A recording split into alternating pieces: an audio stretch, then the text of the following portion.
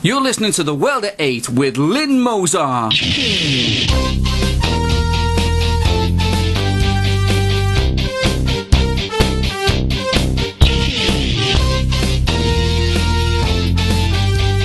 World at 8, the number one in nationalist news. Highlights of the news today, the 27th of February. Bogus Immigration Officer jailed. Rapper given 25-year sentence. Nearly 600,000 people allowed into the UK in 1 year. Germans ready to vote on the Greek bailout. Plot to assassinate Putin and set up Islamic State. Troubles in Afghanistan still escalating. Thought for the day. Racism under the flight path. But not in my country. UK news. A bogus immigration officer from Africa's Sierra Leone, named as Winston Kabir, has been jailed for 7 years. The conman tried to con the Home Office out of a fortune in dishing out residency permits to unqualified applicants while setting up bogus companies to carry out the fraud.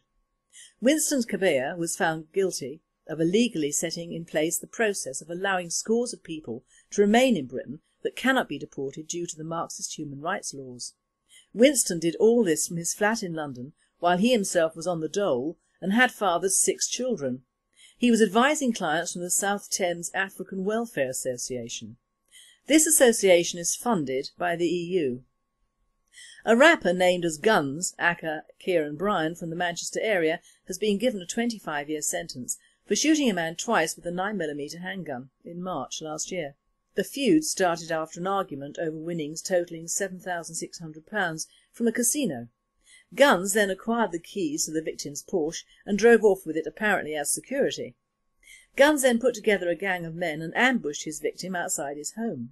The victim, Abdu Shaka Niang, was shot but identified Guns, who was finally sentenced at Manchester Crown Court. Bryan was on remand for the shooting when a letter he sent his sister was thought suspicious by prison staff and handed over to the police. It was decoded by an expert and contained instructions to his sister to get Guns' boss to approach Niang and get him to stop the prosecution. Niang survived only due to the fact he had started to wear a bulletproof vest. Guns' accomplice, Dean Fleming, 23, of St Albans, Hertfordshire, was jailed for 11 years. The ONS agency have gone into print on the numbers of immigrants let into Britain, and it is a shocker, even to the most liberal amongst us.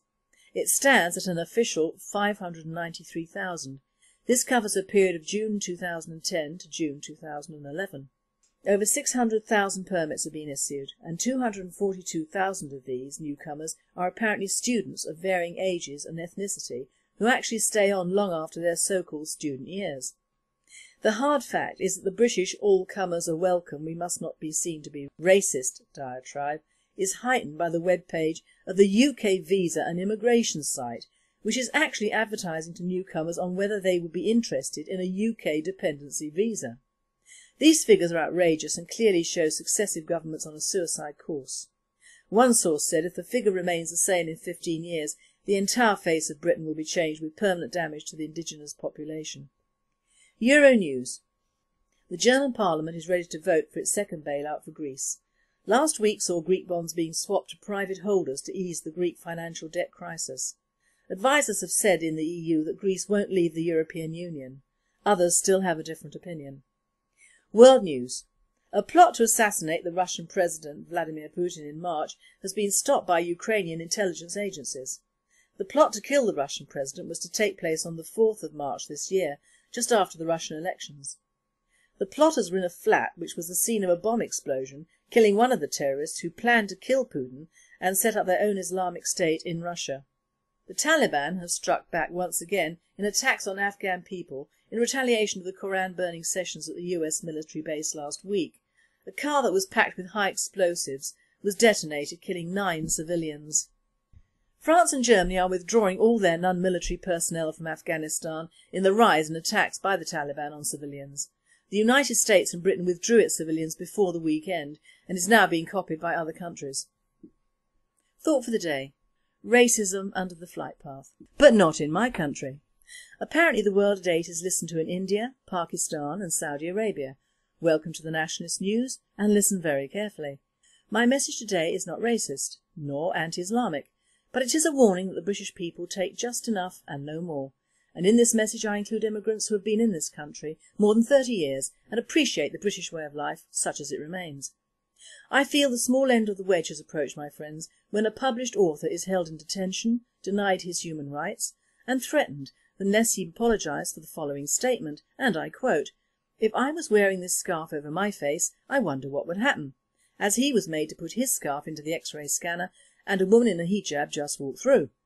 Firstly, why all this security protocol at airports when one of the female officials who arrested him was Muslim?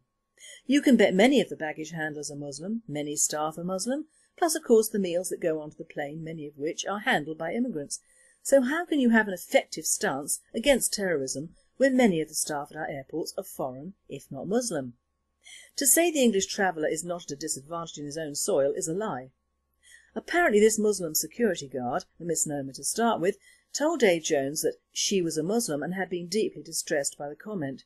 Well, lady, here's a few more for your distress only.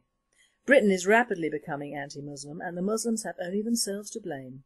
I personally do not care what you do in other countries you have taken over, but I do care in my own country. You can stone anyone you like, hang 'em, butcher 'em, whatever, but not in my country.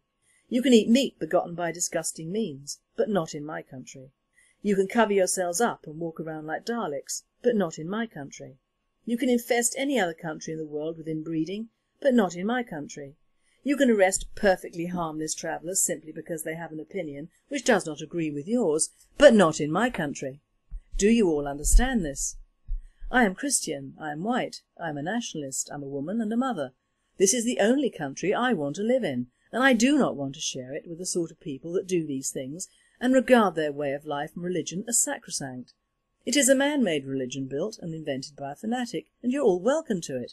I do not care if you're all deeply offended. If you are that offended, go home and get out. Leave us Brits to our pubs, grotty English food and animals. We are an island race, not bred in a desert. How Mr. Jones kept his temper I will never know. How he didn't plant one on this officious creature. I would have, and guess what? I would have ended up in jail. But laughing, my friends, laughing. Apparently the buzzword for all PC liberal Marxists and multi-ethnic bodies when faced with a person with a different view of life is, I quote again, "We now live in different times and some things are not to be said. And unfortunately this is in my country until not." Good luck, Mr. Jones and your alter ego Fireman Sam. They needed and lost a lot of these good men at the World Trade Center, didn't they? Do you all think it cannot happen here? And finally, treasure belonging to Spain has finally reached its port after 200 years at the bottom of the sea. The haul, worth $500 million, was salvaged by a special American salvage team who has fought with the Spanish for 5 years to claim it. Nearly 600,000 silver and gold coins were lost when the Nuestra Senora de las Mercedes 47-gun frigate decided to take on a British Royal Navy ship. The gold was ordered to be returned to Spain by a judge in Florida. You have been listening to The World at 8. I am Lynn Mozart and I wish you all a very good night.